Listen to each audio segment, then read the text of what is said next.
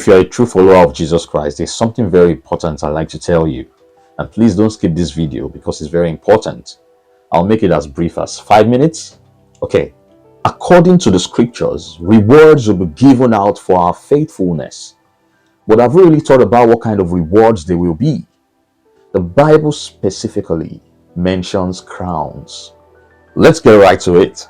There is a crown of rejoicing, which we could also call the soul winner's crown.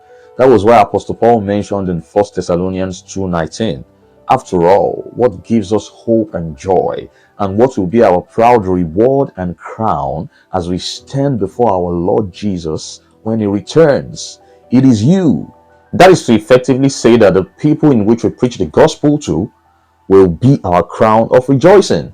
Here is an indication that if we lead others to Christ, we will receive a special crown. Moving on, there is another crown called the crown of life.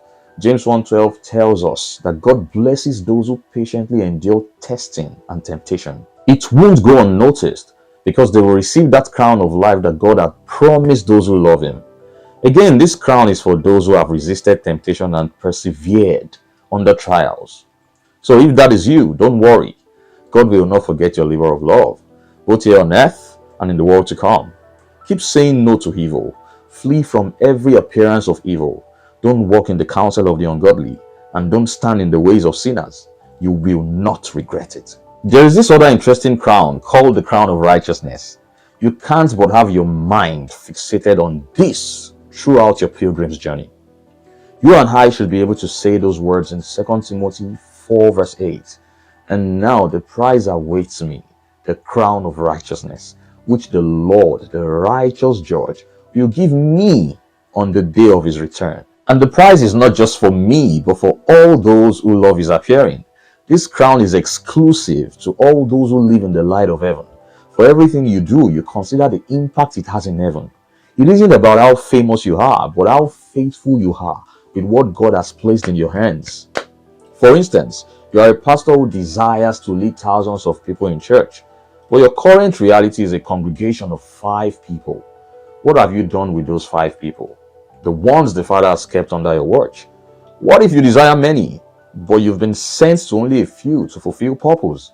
Your sphere of influence that seems little in the eyes of men may be one of the greatest kingdom assets, going by the Father's standard. That seed you've sown to save a soul may not break ground until later.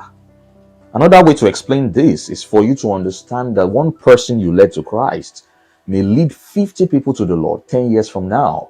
Or maybe that person you have impacted with the gospel will have children who will raise their children in the way of the Lord. And maybe one of those children will be the next Reinhard Bonnke or Billy Graham, who would have been called to reach millions of people in every continent of the earth. That will mean that all the spiritual fruits and babies from one generation to the other will come back to you. You will share in it, and you will be rewarded for your faithfulness to God. Now you see why I said it's an important conversation. Forgive me if I've taken more time than expected.